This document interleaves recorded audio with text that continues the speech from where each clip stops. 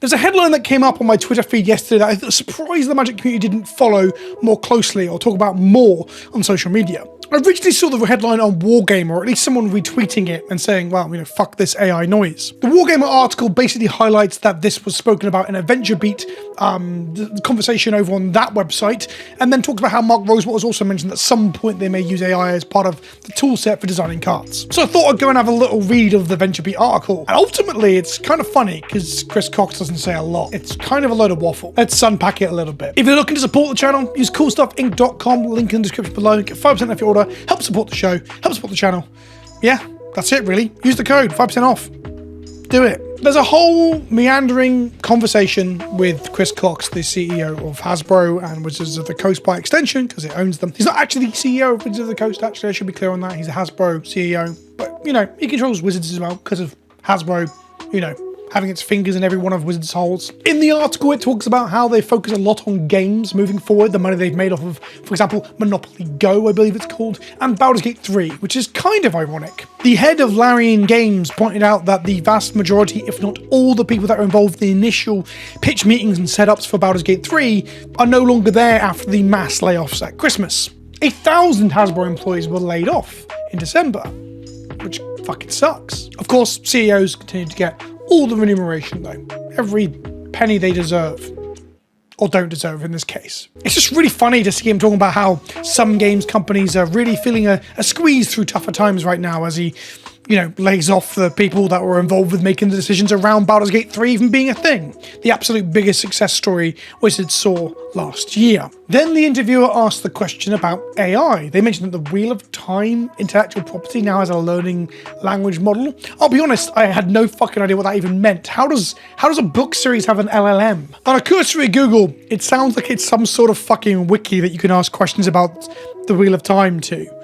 It's basically an AI model. Maybe this is a good way to use language models in future. It's just basically you ask it questions. All of the Warhammer lore nerds will just be asking questions of the Warhammer wiki, or the Warhammer wiki LLM AI that Games Workshop finally make and then charge you $5 a month to use or whatever. Also note that the main source talking about this, when you try to look up news on it, is the same website currently interviewing Chris Cox that started this whole conversation. I'll come back more to that in a minute about who VentureBeat actually are. So of course, another big fantasy thing is using AI, so are Magic and D&D going to do that? Well, Chris Cox says yes. I'm not going to read out all the shit here. I'm going to kind of paraphrase what he gets at. I'll link to it in the description below so you can go and give it a read to see if you think I'm being harsh here. But he doesn't really say anything. He just says that, yes, we're doing AI. Yes, we need to use it responsibly and respect the people that we already work with, the creative teams, which is good that he actually said that. He could have just completely ignored the idea that artists and writers actually work with Wizards and, build these worlds and these IPs for them. But then he also goes on to say how much of a legacy they've got in order to train whatever AI they use for R&D and similar. So, for example, they've got, 50 years coming up of D&D modules and writing to train an AI system on. They've got, tens of thousands of AI, of Magic cards. He doesn't say the art, but he says Magic cards in particular, but we all know he's probably thinking about the art because it's going to save money, right? He mentions about Peppa Pig having thousands of hours of video that they can get access to and 30 years worth of Transformers and so on and so on and so on. The point is that Hasbro and Wizards of the Coast, who are attached to them, have a lot of back catalogue that you can train AI on. That's all he says. I'm being serious. I'll read this last bit. We can leverage all of that to be able to build very interesting and compelling use cases for AI that can bring our characters to life. We can build tools that aid in content creation for users or create really interesting gamified scenarios around them. When I first started recording this video, there was, like I said, not as much humdrum about this as I expected, but since then there has been a bit more talk. For example, Denman Rook, who has done art for both D&D and Magic in the past, has written an open letter and posted it to socials as well to let everyone know that he is planning to never work with them again if they replace artists with, AI slop. And fucking right on. Good on him. He does go on to say that, new technology can be scary and no one's really figured it out. But ultimately, I don't think he really has much to say other than we can train things on our own stuff and that might allow us to implement things that users can use later. Like, I could have just guessed that was what was being said without reading it. That's like the absolute bare minimum. The one contextual clue to all this that is talked about earlier in the interview is that there was a Trivial Pursuit that used AI to generate questions based upon what the user or the player was interested in and what they inputted into it, and it was reasonably successful recently. So that's kind of what he's getting at in terms of user-generated content. It's just a bit vague and a bit, yeah, I guess. What does that look like for Magic, Chris? We're gonna you put your interests in and get Universes Beyond based upon what I like. What if I type in the words bad dragon? Do I get a dildo card? So it's not really the doom and gloom I first thought. I thought it was just Chris Cox saying, fuck it, we'll do some AI art and some AI designs. Who cares about human-made stuff? He is saying they'll be responsible. Of course he is, because he knows there's a backlash to that.